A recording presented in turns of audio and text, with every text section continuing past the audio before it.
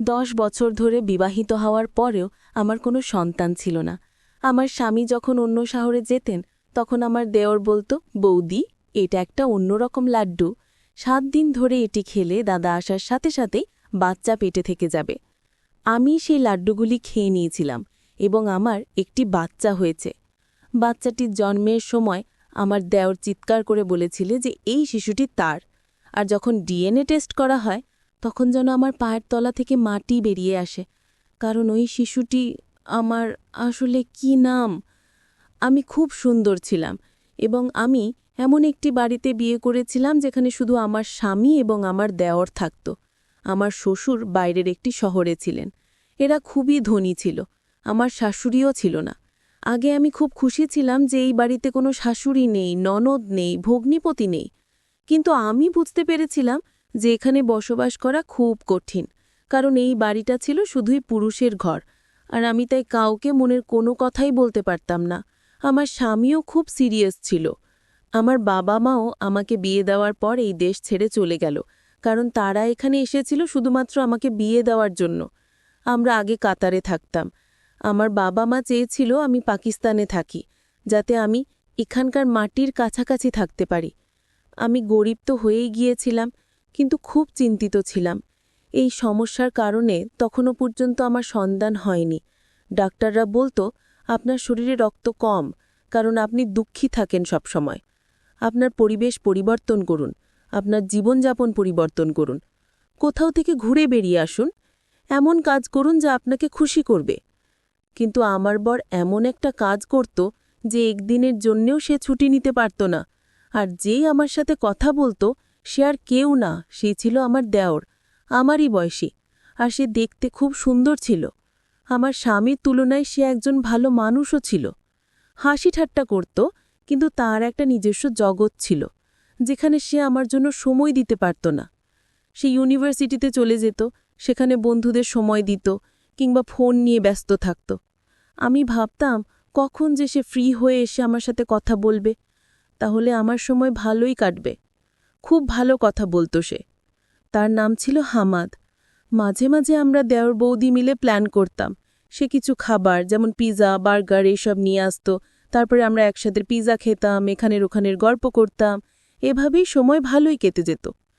আমার স্বামী ওই ব্যাপারটা জানত। আমার স্বামী বলতো তার ভাইয়ের থেকে কিছুটা দূরে থাকতে। আমি বলেছিলাম যে সে তো অপরিচিত নয়, সেই বাড়িতেই থাকে। আমি আমার স্বামীকে বলতাম যে আমি তার সাথে কথা বলি না, কিন্তু বাস্তবে আমরা একে অন্যের সাথে কথা বলতাম এবং আমাদের জীবন এভাবেই চলছিল। আমার বিয়ের পরে অনেক বছর কেটে গেছে, 10 বছর হয়ে গেছে, কিন্তু আমার এখনও একটাও সন্তান হয়নি। কিন্তু ডাক্তার বলেছে আপনার খুব একটা সমস্যা নেই, আপনার সন্তান হতে পারেন। ডাক্তার আমাকে বললেন, আজই আপনার স্বামীর সাথে কথা বলুন, যাতে তিনি আপনার পরিবেশ পরিবর্তন করতে পারেন, আপনাকে একটি শান্তিপূর্ণ জায়গায় নিয়ে যান। কিন্তু যখন আমি আমার স্বামীকে এই কথাটি জানালাম, আমার স্বামী আমাকে একটি নতুন খবর শোনাল।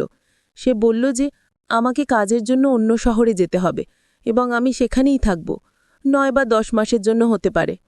সে যখন কথা বলল, তারপরে আমি কি বলবো, কারণ এটাই ছিল আমার স্বামীর শেষ কথা। সে একবার যা বলে তো সেটাই করত। আমি বললাম, ঠিক আছে, আমি তোমার জিনিসপত্র প্যাক করে দিচ্ছি। আমার স্বামী শহরের বাইরে চলে গেলেন এবং তখন আমি বাড়িতে একা থাকতাম। কিন্তু তখনই আমার দেওর আমাকে এমন কিছু বলেছিল যা আমাকে অবাক করেছিল। কিন্তু যাওয়ার সময় আমার স্বামী আমাকে বলে যে আমি দোকানদারকে বাড়ির নম্বর দিয়েছি, তোমার যদি কোনো কিছু প্রয়োজন হয় তবে দোকানে ফোন করে দিলে সেই জিনিসগুলো বাড়িতে পৌঁছে যাবে। আমি বললাম, জিনিস অর্ডার করার কি দরকার, হামাদ নিয়ে আসতে পারবে।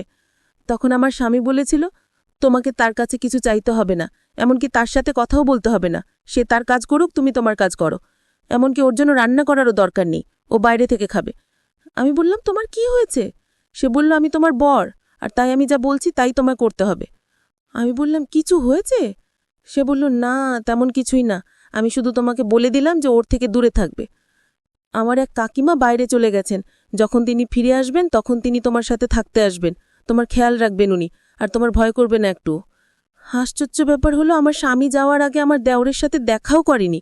হয়তো ভাইয়েদের মধ্যে কিছু রাগের কারণ ছিল, কিন্তু এমন তো কখনো হটেনি, কারণ আমার দেওর তরুণ ছিল এবং আমার স্বামী সবসময় এটা বুঝত। আমি ভেবেছিলাম এটা একটা ছোট ব্যাপার যা দুই ভাই সমাধান করে নেবে, কিন্তু আমি আমার স্বামীর কথা বিশ্বাস করতে পারছিলাম না যে আমি আমার দেওরের সাথে কথা বলতে পারবো না। আমাকে তার সাথে কথাও বলতে হবে, আমাদের একসাথে খেলাও খেলতে হবে এবং একসাথে থাকতেও তো হবে। আমার স্বামী চলে গেলে আমার দেওর একদিন আমার জন্য একটা লাড্ডু নিয়ে এলো। সে বলল, তুমি যদি এটি খাও তাহলে দাদা এখানে ফিরে আসার সাথে সাথেই তোমার বাচ্চা পেটে থেকে যাবে। যদিও আমি আমার দেওরের সাথে এসব কথা আগে কখনো বলিনি, কিন্তু আমার এই দেওর ছিল অন্য ধরনের। আমরা একে অন্যের সঙ্গে বন্ধুর মতো কথা বলতাম। সে বলল, অনেক দিন হয়ে গেছে, দাদা বুঝতে পারছে না, সে তোমার চিকিৎসা করায় না আর তোমাকে কোথাও নিয়েও যায় না, কিন্তু আমি এই বাড়িতে একটা বাচ্চা দেখতে চাই, যাতে তোমার মুখ থেকে কষ্টের ছাপ সরে যায়। এই জন্যই আমি এই মন্ত্র পড়া লাড্ডু নিয়ে এসেছি। তোমাকে এটি 7 দিন ধরে খেতে হবে, তারপরে দাদা যখন আসবে তখন সুসংবাদ পাবে। আমি আমার দেওরকে ধন্যবাদ জানিয়েছিলাম এবং তাকে বলেছিলাম যে সে সত্যি একজন ভালো মানুষ, যে এত চিন্তা করেছিল। আমি তাকে বললাম, আল্লাহ তোমাকে একটা মিষ্টি বাচ্চার কাকা বানিয়ে দিক। আর আমি সেই লাড্ডুটি 7 দিন ধরে প্রতিদিন খেয়েছি, এই ভেবে যে একদিন সব কিছু ঠিক হয়ে যাবে। আমার দেওর আমাকে প্রতিদিন গল্প বলতো যে এই লাড্ডুটো অমুকও খেয়েছিল, আমি যেখান থেকে এগুলো নিয়ে এসেছি সেখানে খুব নামডাক হয়েছে, মানুষ তাদের কাছে যায় এবং তাদের সমস্যা সমাধান করেই ফিরে আসে। বৌদি, তোমার সমস্যারও সমাধান হবে, আমি প্রার্থনাও করেছি। কিন্তু আমার দেওর আমাকে বলেছিল যে তোমার স্বামীকে এই বিষয়ে কিছু জানাতে হবে না, কারণ সে এই ধরনের জিনিসে বিশ্বাস করে না, আর যদি দাদা জানতে পারে যে এই লাড্ডুগুলো আমি তোমাকে দিয়েছি তাহলে আমাকে মেরে ফেলবে। আমি তাকে বললাম যে তোমাদের মধ্যে কি কোনো ঝগড়া চলছে? সে বলল, না, কোনো ঝগড়া নেই, দাদা যেখানে গেছে আমাকেও সেখানে পাঠাতে চেয়েছিল, কিন্তু আমি যাইনি, সেই জন্য আমার উপর রেগে আছে। আমি বললাম, এত ছোট ব্যাপার?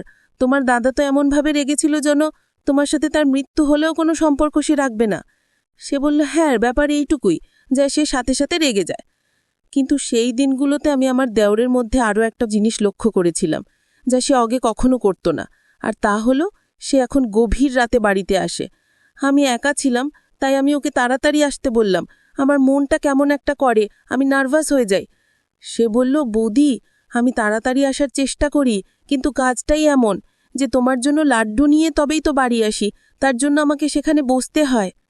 7 দিন ধরে আমি সেই লাড্ডু খেয়েছি, আর অজুহাত দেখিয়ে আমি আমার স্বামীকে এখানে ডেকে নিয়েছি। ওকে বললাম যে তুমি এখানে চলে এসো, তোমার সাথে আমার জরুরি কাজ আছে, আর আমার মনও ভালো নেই কারণ আমি একা। স্বামী বলল, ঠিক আছে, তাহলে আমি তোমাকে আমার সাথে নিয়ে আসব, কারণ আমার এখানে অনেক কাজ আছে। আমি বললাম, হ্যাঁ, তুমি আসো, আমার তোমাকে দরকার। কিন্তু স্বামী যখন এলো, আমি অবাক হয়ে দেখলাম সে তার দেওরকে গলায় একবার জড়িয়েও ধরেনি। সে এমনভাবে পাশ দিয়ে চলে গেল যেন সেখানে কেউ বসে নেই। আমি বেশ অবাক হয়েছিলাম, কারণ আমার স্বামী আসার আগে আমার দেওর বলছিল যে দাদা এলে অবশ্যই আমাকে ক্ষমা করবেন এবং সব কিছু ঠিক হয়ে যাবে, কিন্তু আমার স্বামী তা করেননি। আমার স্বামী আমাকে তার সাথে অন্য শহরে নিয়ে যায় এবং আমি সেখানে থাকতে শুরু করি। এখানে আমি থাকতে থাকতে মাত্র 1 মাস হলো আর জানতে পারলাম যে আমি গর্ভবতী। এটা যেন মৃত্যুমুখে কোনো মানুষ জীবন ফিরে পাচ্ছে। 10 বছর পরে এমন খবর পাওয়া ছোট কথা নয়। খুব খুশি হলাম, কিন্তু দেওরের দেওয়া লাড্ডুর কথাটা বলিনি, শুধু বললাম সন্তান না হওয়া পর্যন্ত আমরা একই বিছানায় থাকব। আমার স্বামীও খুব খুশি। আমি যখন আমার দেওরকে ফোন করলাম তখন তার নাম্বার বন্ধ ছিল। আমি বাড়ির ফোন নাম্বারে কল করলে চাকর ফোনটা তুলে বলল ছোট ভাই বাসায় নেই আর ওর ফোনটা হারিয়ে গেছে। আমি আমার দেওরকে এটা বলতে পারলাম না, কিন্তু তার জন্য একটা মেসেজ অবশ্যই করে রাখলাম যে ও একসময় অন্তত দেখতে পাবে। আমার স্বামী বলল, তুমি কাকে মেসেজ করছো? আমি বললাম, হুবু সন্তানের কাকাকে। বর বলল, কোনো দরকার নেই। আমি বললাম, এটা কেন বলছো? আমার স্বামী বলল যে সে ব্যবসায় অনেক ক্ষতি করেছে, তাহলে আমি তার সাথে সব সম্পর্ক শেষ করে দিয়েছি। তাকে তার জমির অংশ দেওয়া হয়েছে এবং এখন সে তার অংশে এখন থেকে বেঁচে থাকবে, তার সাথে আমাদের কোনো সম্পর্ক থাকবে না। আমি বলেছিলাম যে সে মারা যাওয়ার আগে তোমার মা বাবা তোমাকে তার দায়িত্ব দিয়েছিল আর তুমি তাকে এই অবস্থায় রেখে দিলে। তখন আমার স্বামী বলল, সে একজন প্রতারক, চোর, আর আমি এমন মানুষের সাথে কোনো সম্পর্ক রাখতে চাই না। আমি অবশ্যই আমার স্বামীকে বলেছিলাম যে সে অন্যায় করছে, কিন্তু আমার স্বামী বলেছেন যে আমার ব্যাপারে তোমার কোনো কথা বলার দরকার নেই, তুমি হলে বউ, তোমার কাজ হলো ঘর চালানো, আর হ্যাঁ, আল্লাহ তোমাকে সন্তান দিয়ে দিয়েছেন, এখন থেকে তুমি বাচ্চার প্রতি মন দাও। আমি ঘরের আর ভাইয়ের ব্যাপার দেখব। সে আমার ভাই, তোমার ভাই নয়। যদি তোমার ভাই হতো তাহলে তুমি কথা বলতে পারতে। আমি বলেছিলাম যে সে আমার ভাইয়ের মতোই ছিল। আমি আমার স্বামীকে কি করে বলবো যে তার কারণেই আমরা জীবনে সন্তানের সুখ পেতে চলেছিলাম, কিন্তু আমার দেওর আমাকে এসব বলতে নিষেধ করেছিলেন, তাই আমি চুপ করে রইলাম। সত্যি কথা বলতে তারপরে আমি আর সময় পাইনি আমার দেওরকে ফোন করার বা তার সাথে কথা বলার। প্রথমত আমার স্বামী এটা বারণ করত, আর দ্বিতীয়ত আমি হাব্বু বাচ্চার কেনাকাটা এবং খুশিতে এতটাই ব্যস্ত ছিলাম যে আমি কারও কথা ভাবিনি। তারপর আল্লাহ আমাকে একটা সুন্দর ছোট মেয়ে দিলেন। তাকে পেয়ে আমি খুব খুশি হয়েছিলাম। আমি দিন রাত যেন তার পূজা করতাম। মেয়ের যখন 2 মাস বয়স হলো, তখন আমি আমার স্বামীকে বলেছিলাম যে এবার আমরা বাড়ি ফিরে যাব, কারণ আমি এই ফ্ল্যাটে তোমাকে আর এই বাচ্চাকে নিয়ে আর থাকতে চাই না, এবার আমরা বাড়ি থাকব। আমার স্বামী বলল যে বাড়ি